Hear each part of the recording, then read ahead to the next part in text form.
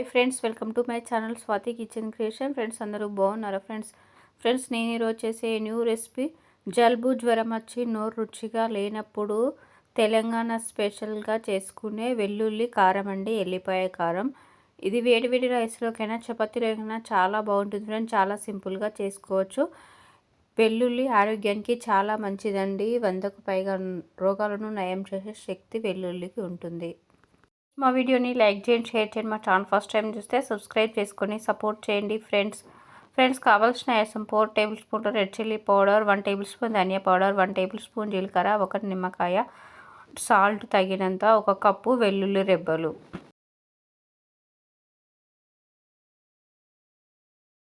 నేనైతే రోట్లో వెల్లుల్లి రెబ్బలు అయితే యాడ్ చేసుకుంటున్నానండి. మీరు కావాలంటే మిక్సీ జార్లోనే యాడ్ చేసుకోవచ్చు.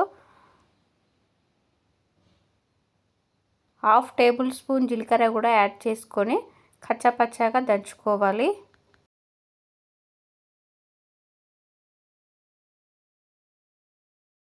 వెల్లుల్లి అనేది ఇలా ఉంటే సరిపోతుందండి. ఇప్పుడు 4 టేబుల్ స్పూన్ల రెడ్ చిల్లీ పౌడర్ యాడ్ చేసుకోవాలి.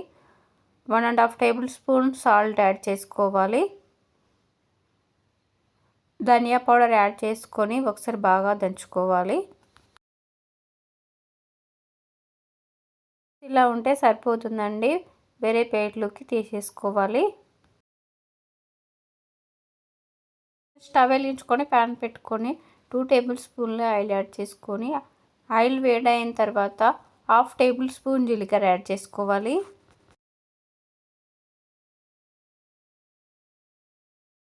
జీలకర్ర ఫ్రై అయిపోయిన తర్వాత ముందే దంచి పెట్టుకున్న వెల్లుల్లి కారం ఇందులో యాడ్ చేసుకొని బాగా కలుపుకోవాలి.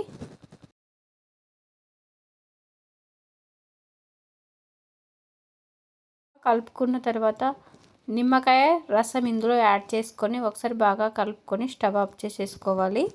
ఈ వేడివేడి రైస్లోకైనా చపాతీలోకైనా చాలా చాలా బాగుంటుంది ఫ్రెండ్స్. నోరు రుచిగా లేనప్పుడు ఇలా వెల్లిపాయతో కారం చేస్తే ఎప్పుడు తినేదానికంటే 4 ముద్దలు ఎక్కువే తింటారు ఫ్రెండ్స్. అంత బాగుంటుంది ఫ్రెండ్స్. నేను కొంచెం డిఫరెంట్గా ఎల్లిపాయ కారం అయితే ప్రిపేర్ చేశానండి.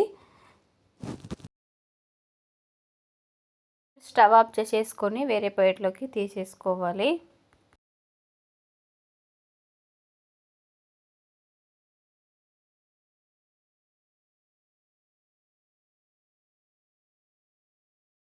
టేస్టీ వెల్లుల్లి కారం అయితే రెడీ అయిపోయింది ఫ్రెండ్స్.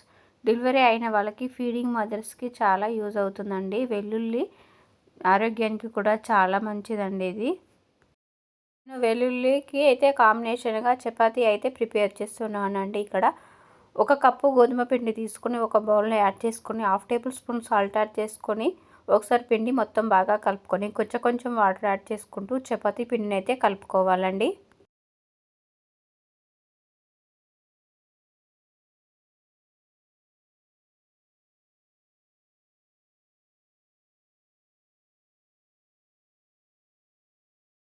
ఫ్రెండ్స్ పిండి అనేది ఇలా ఉంటే సరిపోతుందండి. పిండి మొత్తం కలుపుకొని మూత పెట్టుకొని ఒక 10 మినిట్స్ పక్కన పెట్టేసుకోవాలి. 10 మినిట్స్ తర్వాత తీసుకొని పిండిని అయితే మీడియం సైజ్ బాల్స్ అయితే చేసుకోవాలి. ఇలా చేసుకుంటే సరిపోతుందండి. ఇప్పుడైతే చపాతీలు అయితే చేసుకోవాలండి. చపాతీ చేసుకున్న తర్వాత కొంచెం ఆయిల్ అప్లై చేసుకొని ఇలా ఫోల్డ్ చేసుకొని మళ్ళీ చపాతీ చేసుకోవాలి ఫ్రెండ్స్. అయితే చపాతీ ప్రిపేర్ చేశారంటే చపాతీలు అయితే చాలా మెత్తగా చాలా పొంగుతాయి ఫ్రెండ్స్.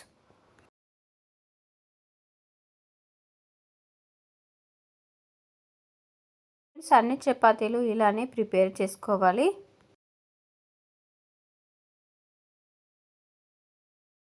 వెలిగించుకొని చపాతీ ప్యాన్ అయితే పెట్టుకొని చపాతీలు అయితే ఫ్రై చేసుకోవాలి.